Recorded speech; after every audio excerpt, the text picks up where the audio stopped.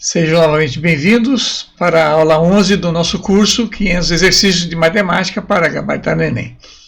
Sou o professor Nelson Fujita e hoje nós vamos iniciar um capítulo importante de matemática para o Enem, que é a parte ligada à matemática financeira. Nós temos bons exercícios que vão com certeza preparar vocês para as questões que vão cair no Enem. Uma delas vai falar sobre a desigualdade de renda no país e outra vai falar sobre o balanço comercial de importação e exportação de petróleo. Espero que vocês aproveitem bem essa questão e que tenham um bom proveito da aula de hoje. O que se quer, o que se tem, é aquela pergunta que nós sempre fazemos para obter do enunciado do exercício as informações necessárias para podermos resolvê-lo. Então, nós sempre vamos adotar essa estratégia de resolução, tentando identificar rapidamente do enunciado o que se quer e o que se tem para a solução do mesmo. Vamos à primeira questão de hoje.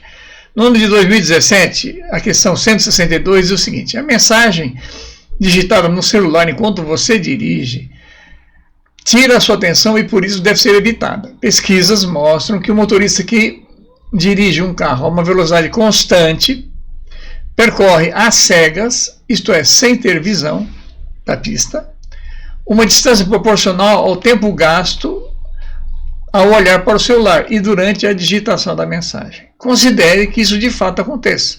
Suponha que dois motoristas, X e Y, dirigem com a mesma velocidade constante e digitam a mesma mensagem com seus celulares. Suponha ainda que o tempo gasto pelo motorista X, olhando para seu celular enquanto dirige, a mensagem corresponde a 25% do tempo gasto pelo motorista Y para executar a mesma tarefa.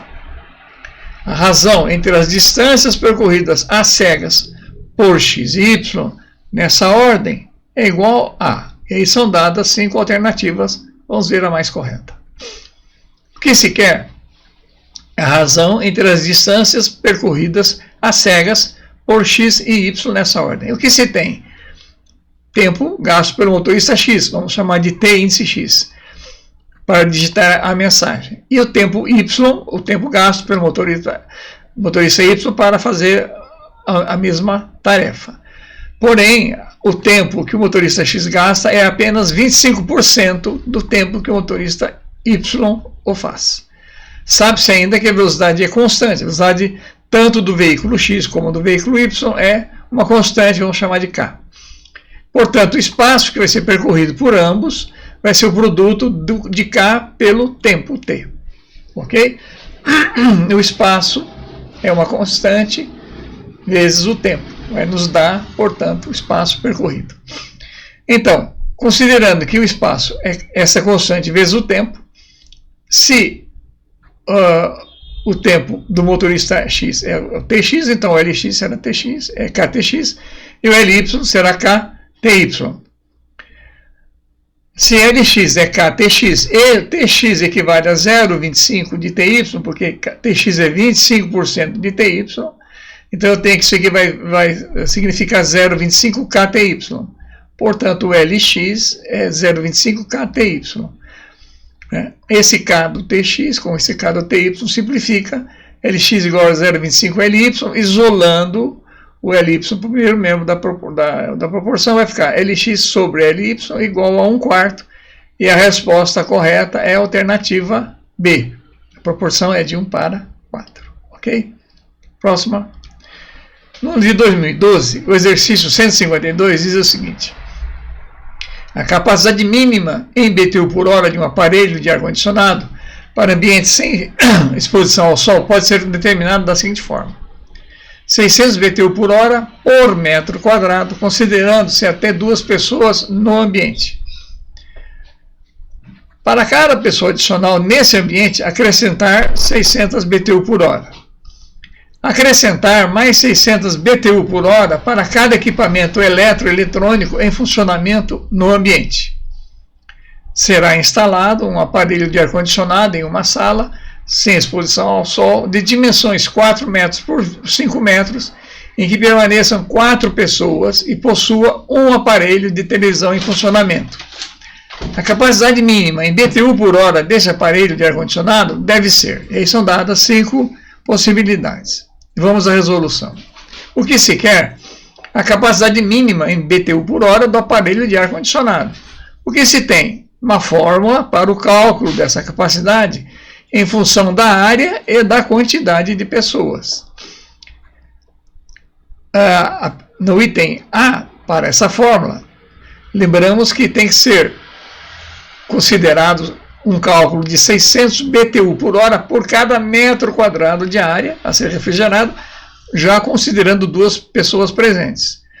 Se houver mais do que 2 pessoas presentes, 600 BTU por hora para cada pessoa adicional. E ainda mais 600 BTU por hora para cada aparelho eletrônico que estiver nesse ambiente em funcionamento. Então vamos à resolução. Primeira coisa que vamos fazer é achar a área da sala retangular em metros quadrados. 4 vezes 5, 20 metros quadrados. O que mais que sabemos do enunciado? O número total de pessoas são 4. E o número de aparelhos eletrônicos existentes na sala é 1. Bom, então se olharmos essa fórmula, tá certo?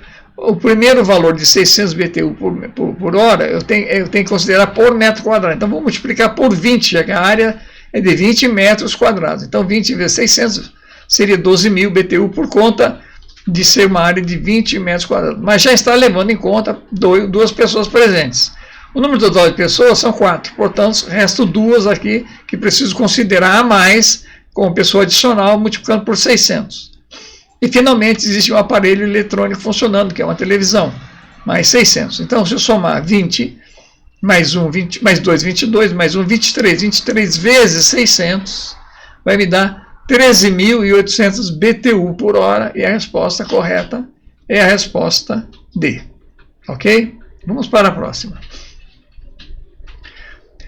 No ano de 2012, o exercício 163, ele diz o seguinte: José, Carlos e Paulo devem transportar em suas bicicletas uma certa quantidade de laranjas. Decidiram dividir o trajeto a ser percorrido em 2 partes, sendo que ao final da primeira parte, eles redistribuiriam a quantidade de laranjas que cada um carregava, dependendo do cansaço de cada um. Na primeira parte do trajeto, José, Carlos e Paulo dividiram as laranjas na proporção de 6 para 5 para 4, respectivamente. Na segunda parte do trajeto, José, Carlos e Paulo dividiram as laranjas na proporção de 4 para 4 para 2, respectivamente. Sabendo-se que um deles levou 50 laranjas a mais no segundo trajeto, qual a quantidade de laranjas que José, Carlos e Paulo, nessa ordem, transportaram na segunda parte do trajeto? E aí são dadas 5 possibilidades. Então vamos ver qual é a correta. O que se quer? A quantidade de laranjas que José, Carlos e Paulo, respectivamente, transportaram na segunda parte do trajeto. O que se tem? Na primeira parte, as laranjas foram divididas na proporção José 6, Carlos 5 e Paulo 4, ou seja, 6 para 5 para 4. Na segunda parte, as laranjas foram divididas na proporção José 4, Carlos 4 e Paulo 2, ou seja, na proporção de 4 para 2. E um deles levou 50 laranjas a mais. Vamos à resolução. Na primeira parte, a proporção foi respectivamente. Aqui eu tenho 6 partes, com 5 partes, com 4, a soma de 6 mais 5, 11, 4, 15. Então, a proporção foi respectivamente de 6 quinzeavos de José para 5 quinzeavos de Carlos para 4 quinzeavos de Paulo. Na segunda parte, as proporções foram de 4 para 2, ou seja, 4 mais 4, 8, mais 2, 10. 4 décimos para 4 décimos para 2 décimos, que foi a proporção desses 3 ciclistas. Sendo que 4 décimos e 2 décimos, simplificando, é o mesmo que 2 quintos, com 2 quintos, com 1 quinto. Se observarmos isso, tanto na primeira quanto na segunda parte, Paulo foi o que menos transportou. Né? E principalmente na segunda parte, foi o que menos transportou. José e Carlos, se nós observarmos, transportaram a mesma quantidade nessa segunda parte. José e Carlos, 4 para 2. Ou 2 quintos com 2 quintos. E um deles transportou 50 laranjas a mais que no primeiro trajeto, porque diz o enunciado que um deles levou 50 laranjas a mais. E esse não foi o Paulo, porque o Paulo foi o que carregou menos laranja no segundo trajeto, levou apenas 1/5 desse total. Então, ou será José, ou será Carlos quem levou 50 laranjas a mais. Como José manteve sua mesma proporção na segunda parte, porque na segunda parte a proporção foi de 2/5 para 2/5 para 1/5. Então José levou 2/5. Mas no primeiro trajeto ele levou quanto? 6/15. 6/15. Mas 6/15 não é a mesma coisa que 2/5? Se eu simplificar 6 por 2 dá 3, 15 por 5 dá 3.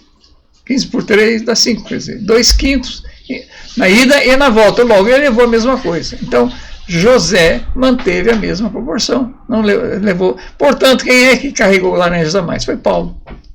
Perdão, foi Carlos, porque Paulo foi o que carregou menos. Então Carlos transportou 50 laranjas a mais.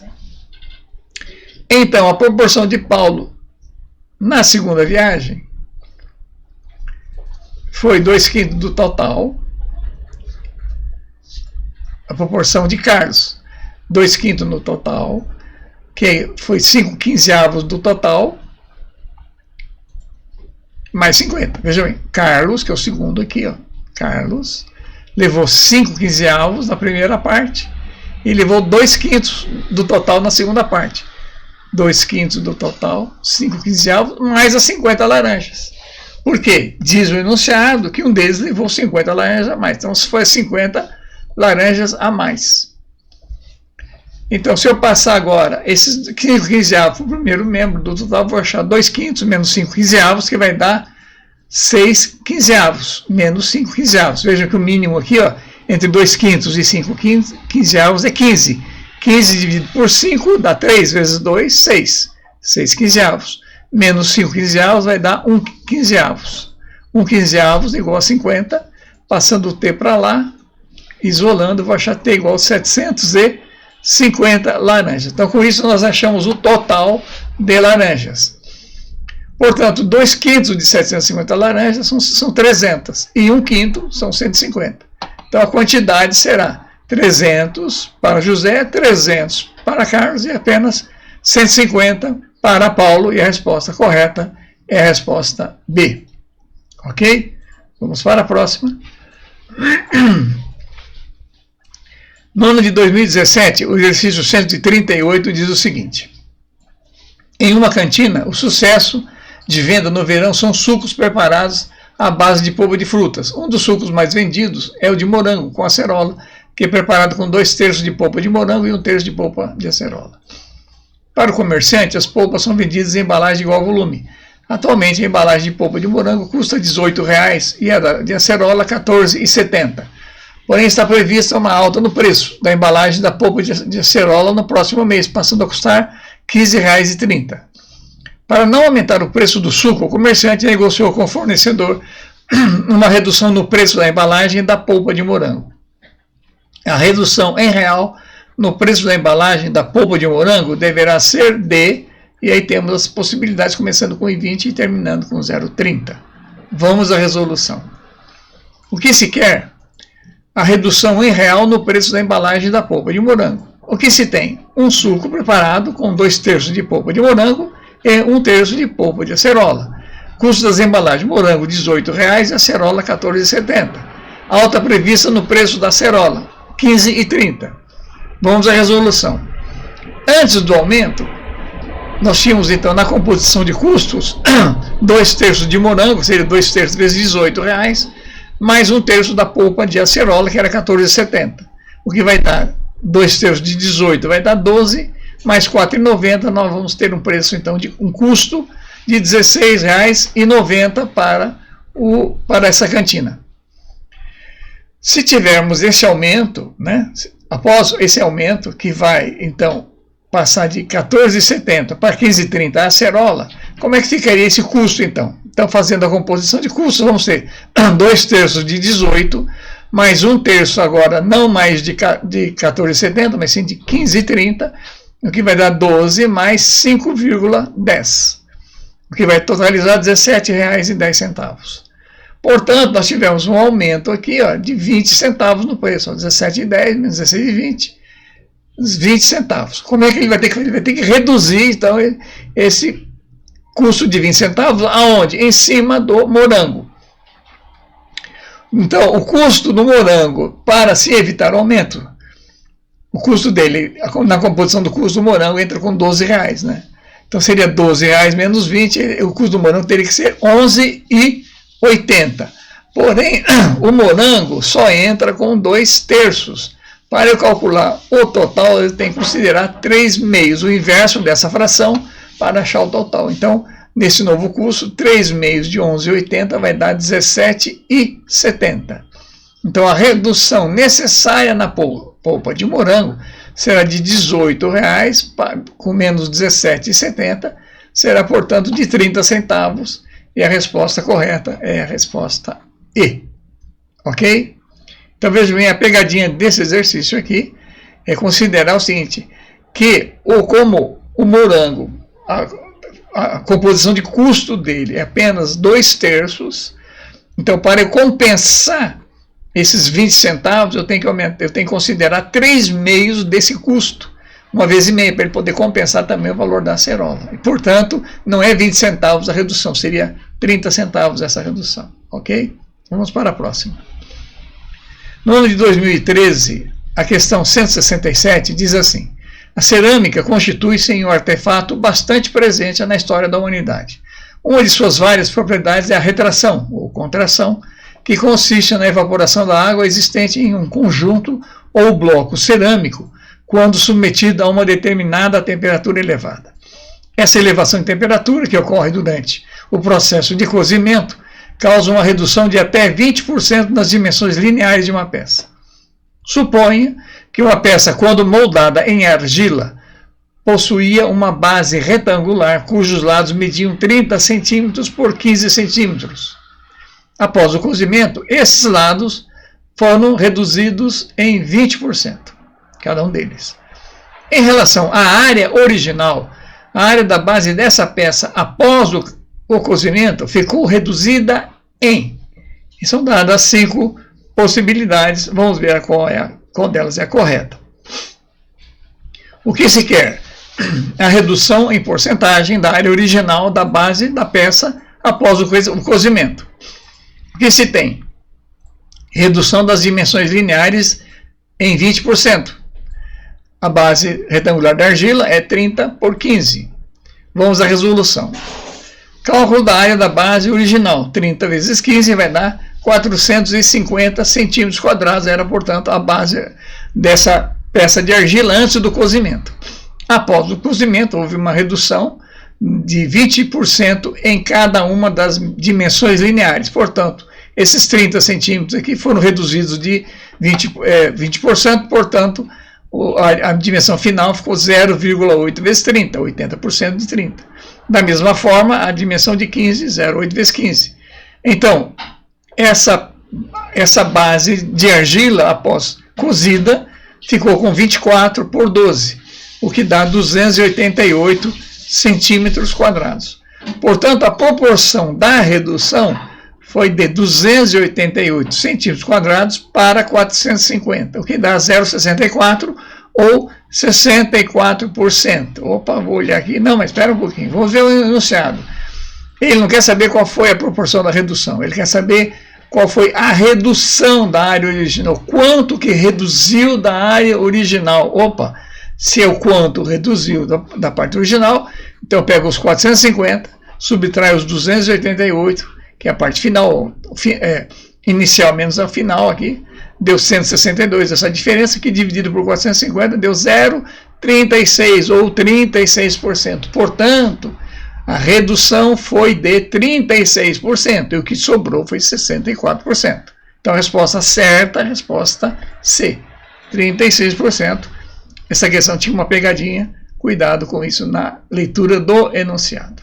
Vamos para a próxima. No ano de 2009, o exercício 170 diz o seguinte: a resolução das câmeras digitais modernas é dada em megapixels, unidade de medida que representa 1 milhão de pontos. As informações sobre cada um desses pontos são armazenadas em geral em 3 bytes. Porém, para evitar que as imagens ocupem muito espaço, elas são submetidas a algoritmos de compressão, que reduzem até 95% a quantidade de bytes necessários para armazená-las. Considere que 1 KB é igual a 1000 bytes, 1 MB ou 1 megabyte é igual a 1000 KB, e 1 GB, 1 gigabyte, é igual a 1000 megabytes, ok? Então, sempre indo de uma relação para outra, nós temos que multiplicar ou dividir por 1000, né? 1 gigabyte vale 1000 megabytes, que significa 1 milhão de 1000K ou 1 milhão de bytes, ok? Giga, mega e quilo. Utilizando uma câmera de 2 megapixels, cujo algoritmo de compressão é de 95%, João fotografou 150 imagens para seu trabalho escolar. Se ele deseja armazená-las ou guardá-las, de modo que o espaço restante no dispositivo seja o menor espaço possível, ele deve utilizar.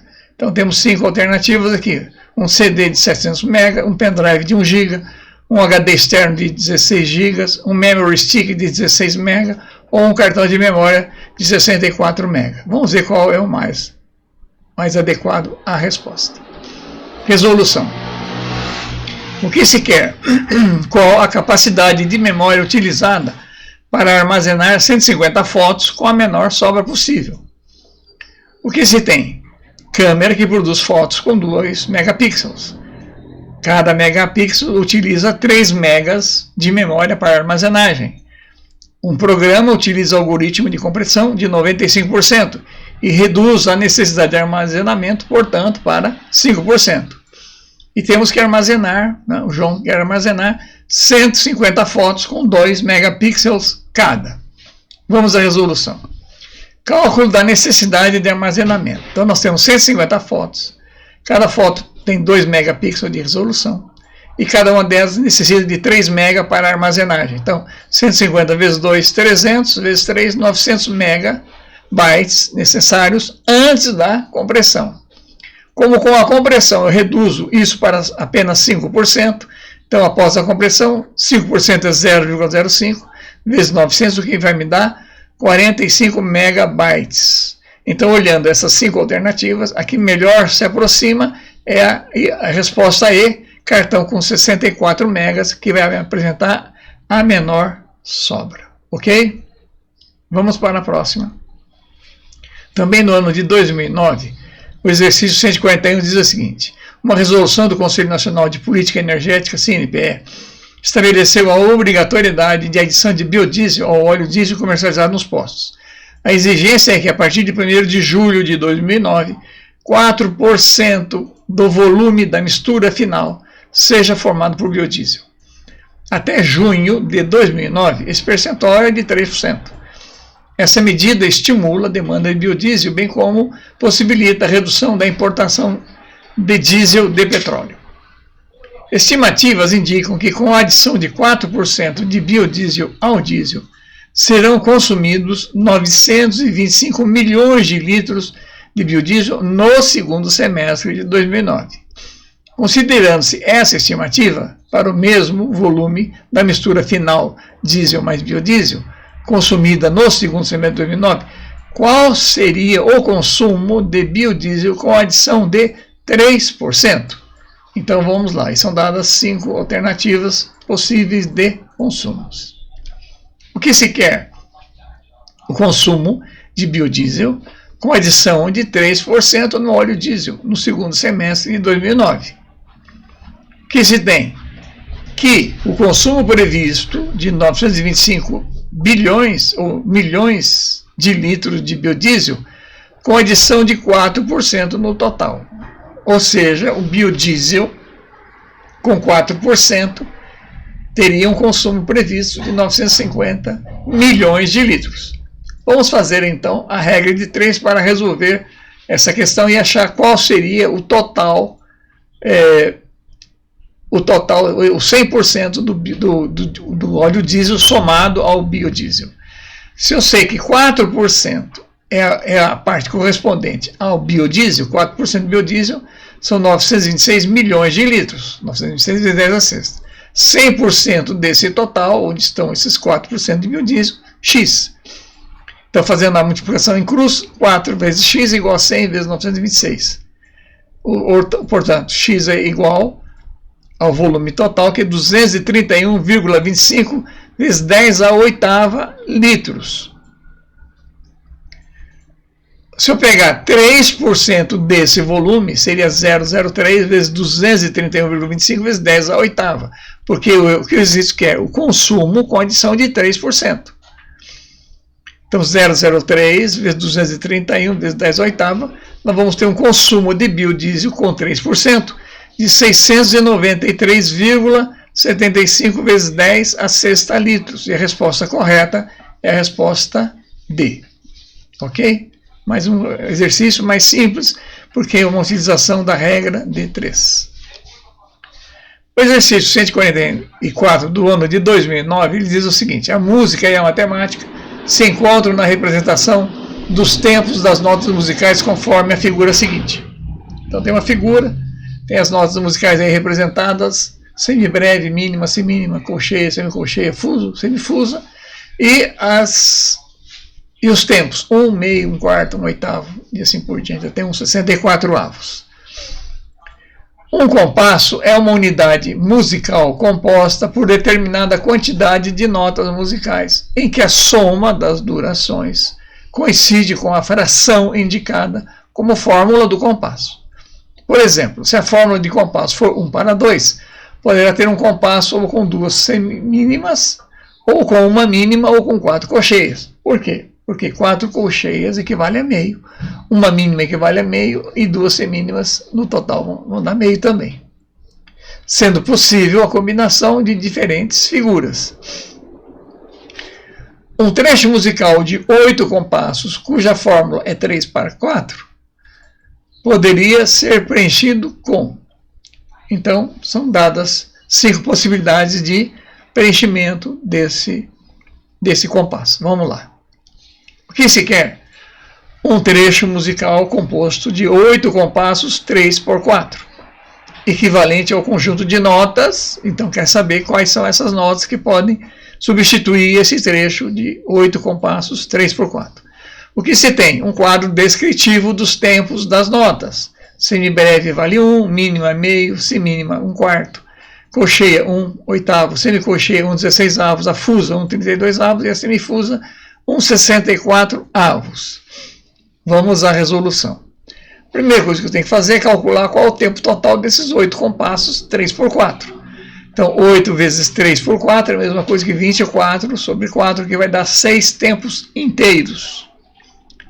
Estes 6 tempos inteiros podem ser representados por 6 semibreves, porque cada semibreve tem um tempo 1.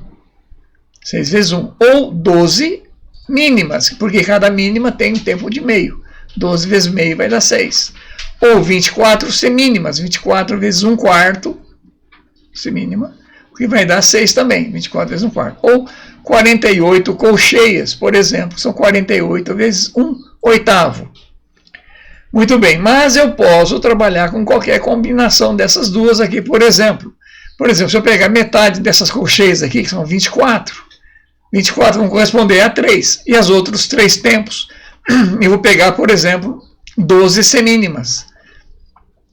12 semínimas, que vezes meio vai dar 6. Então, se eu somar 24 colcheias e 12 semínimas, eu chego nesses 6 tempos inteiros, e a resposta correta é a resposta D. Ok? Vamos para a próxima. No ano de 2009, o exercício 172 ele diz o seguinte: nos últimos anos, o volume de petróleo exportado pelo Brasil tem mostrado expressiva tendência de crescimento, ultrapassando as importações em 2008. Entretanto, apesar das importações terem se mantido praticamente no mesmo patamar desde 2001, os recursos gerados com as exportações ainda são inferiores àqueles despendidos com as importações, uma vez que o preço médio do metro cúbico de petróleo importado é superior ao do petróleo nacional. Nos primeiros 5 meses de 2009 foram gastos 2,84 bilhões de dólares com importações e gerada uma receita de 2,24 bilhões de dólares com as exportações. O preço médio por metro cúbico em maio de 2009 foi de 340 dólares para o petróleo importado e de 230 dólares para o petróleo exportado. O quadro a seguir mostra os dados consolidados de 2001 até 2008 e dos primeiros 5 meses de 2009. Então, se nós olharmos aqui no quadro, no finalzinho dele, tem um asterisco aqui, valores apurados de janeiro a maio de 2009, 9 milhões de metros cúbicos que foram importados e 11 milhões de metros cúbicos exportados. Considera-se que as importações e exportações de petróleo de junho a dezembro de 2009 sejam iguais a 7/5 das importações e exportações, respectivamente, ocorridas de janeiro a maio. Lembrando que de janeiro a maio são 5 meses e que de junho a dezembro são 7, por isso 7/5. Nesse caso, supondo que os preços para importação e exportação não sofram alterações, qual seria o valor mais aproximado de diferença entre os recursos despendidos com as importações e os recursos gerados com as exportações em 2009? E temos então aí 5 alternativas, começando com 600 milhões até 2 bilhões de dólares. Vamos à resolução, é um exercício interessante, mostrando que a balança comercial de exportação e importação ela é contrária ao país. Nós perdemos balança comercial por essa questão. Vamos à resolução. O que se quer? A diferença em dólares da receita com exportação e a despesa com importação de petróleo em 2009. O que se tem? O total importado até maio de 2019, que foram 9 milhões de metros cúbicos. E o total exportado até maio de 2019 foram 11 milhões de metros cúbicos. O custo da importação foi de 2,84 bilhões até maio de 2019. E a receita com a exportação foi de apenas 2,24 bilhões também nesse mesmo período. O preço médio do metro cúbico importado foi de 340 dólares e o preço do metro cúbico exportado de 230 dólares. Bom, antes da resolução, um comentário aqui para aqueles que não estão entendendo, né? Por que o nosso petróleo importado é mais caro que o nosso petróleo exportado? A razão não é porque existe, vamos dizer, boicote ao país ou o nosso petróleo seja melhor ou pior. Na realidade, o nosso país depende muito do petróleo, do refino do petróleo para obtenção de gasolina, óleo diesel e outros derivados mais leves. E o nosso petróleo produzido é muito pesado, ele é muito rico em compostos orgânicos de maior densidade, moléculas carbônicas maiores, em que o cracking, ou seja, a quebra dele para obtenção de gasolina tem baixa eficiência, ele é melhor aproveitado para derivados químicos do petróleo ou para a formação para piche, para asfalto. Por isso, o nosso petróleo tem um preço menor. E por isso que a exportação, o preço de exportação é menor e há um déficit entre o exportado e o importado. Ok? Só para justificar e esclarecer. Vamos à resolução. A previsão de volume exportado de junho até dezembro são 7/5 do que já havia sido exportado no primeiro semestre. Perdão, até maio. São 5 meses de maio e faltam 7 para terminar o ano. Então, 7/5 vezes 11 milhões de metros cúbicos. A receita prevista com isso será 7/5 vezes esses 11 vezes 10 a sexta, milhões, vezes o preço do metro cúbico exportado, que são 230 dólares. Fazendo esse produto, nós vamos achar 3,542 bilhões de dólares. Né? 10 a nona vai dar bilhão. Então, nós temos uma receita prevista de 3,542 bilhões de dólares. Previsão de volume importado também agora, de junho até dezembro. São 7/5 do que foi importado. Foram importados 9 milhões, então 9 milhões de metros cúbicos. Qual a despesa prevista? 7/5 desses 9 milhões, vezes o valor de cada metro cúbico importado, que é 340 dólares. Fazendo esse cálculo, encontramos 4 bilhões e 284 milhões de dólares. Portanto, vamos ver a diferença da receita com a despesa com petróleo. Então, nós temos a despesa com petróleo, 2,84 bilhões, que ocorreu até maio, mais 4,284, que ocorreu de junho até dezembro. Então, 2,8 bilhões até maio, 4,2 bilhões até dezembro. Mais isso aqui. Essa soma dá 7 alguma coisa. E o que foi exportado? 2,24 bilhões, que foi exportado até maio, e mais 3,5 que vai ser exportado de junho até dezembro. Esse total aqui vai dar 5,5, 5,7. Então essa diferença de 7 e pouco com 5,7 vai dar 1,342 bilhões de saldo comercial negativo, ou seja, nós vamos ter um déficit de 1 bilhão e 342 milhões de dólares com a exportação e importação de petróleo, e a resposta correta é a resposta C. Ok? Vamos para a próxima. No ano de 2015, o exercício 155 diz o seguinte: segundo dados apurados no censo de 2010, para uma população de 101,8 milhões de brasileiros com 10 anos ou mais de idade e que teve algum tipo de rendimento em 2010, a renda média mensal apurada foi de R$ 1.202. A soma dos rendimentos mensais dos 10% mais pobres correspondeu a apenas 1,1% do total de rendimentos dessa população considerada. Enquanto que a soma dos rendimentos mensais dos 10% mais ricos correspondeu a 44,5% desse total.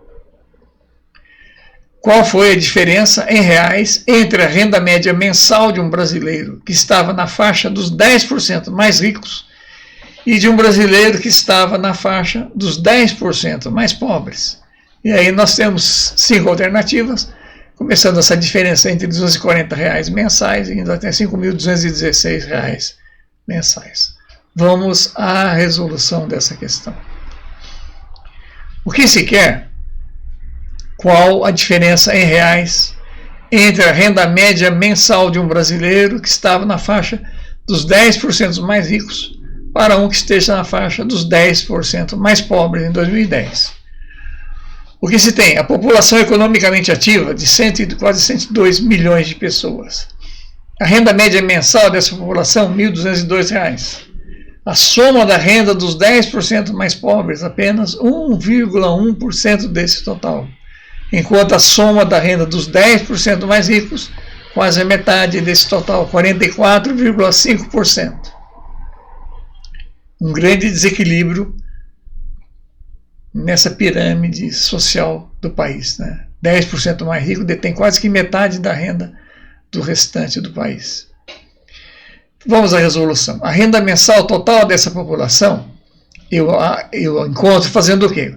Multiplicando a quantidade de pessoas dessa população economicamente ativa pela renda mensal. Então, vou ter uma renda média mensal de 101,8 vezes 1.202, o que vai me dar 122,36 bilhões de reais. Quanto significa 10% dessa população economicamente ativa? É 0,1 vezes 101 milhões, o que vai dar 10,18 milhões. Então, 10% dos ricos ou 10% dos mais pobres são 10,18 milhões de pessoas. 1,1% da renda total, que é o que os pobres oferem, é 0,11 vezes 122,36, o que vai dar apenas 1,346 bilhões, ou seja, 1 bilhão 346 milhões de reais, né, por mês é o que a população mais pobre, os 10%, recebem. Enquanto que 44,5% da renda total, 0,445 vezes 122 bilhões, o que dá 54,45 bilhões de reais, é que a população, os 10% mais ricos, recebem por mês. Diferença dessa renda mensal, 54,45 menos 1,346, que vai dar 53,10 bilhões de reais por mês. por cabeça, se eu fizer essa renda per capita, eu vou pegar esse valor aqui e vou dividir pelos 10%, que são 10 milhões de pessoas. Então, 58 bilhões de reais dividido por 10,18 milhões vai me dar R$ 5.216,68, que é a diferença de renda entre a média dos 10% mais ricos com a média dos 10% mais pobres. E a resposta está aqui, ó, é a última e a pior delas, em termos de diferença real, mostrando o quanto de desequilíbrio de renda existe em nosso país. Com isso, nós encerramos a aula de hoje. Espero que tenham tido um bom aproveitamento, principalmente porque as questões relativas à matemática financeira são muito importantes. Sempre caem uma ou duas dessas questões nas provas do Enem, não é? E com isso vocês poderão estar melhor preparados para tal. Não se esqueçam de se inscrever no canal, porque isso vai nos ajudar, vai nos possibilitar o crescimento desse canal e o que vai permitir a possibilidade de outros cursos e que possamos oferecer com melhor qualidade para todos vocês. Tá? Muito obrigado e até uma próxima.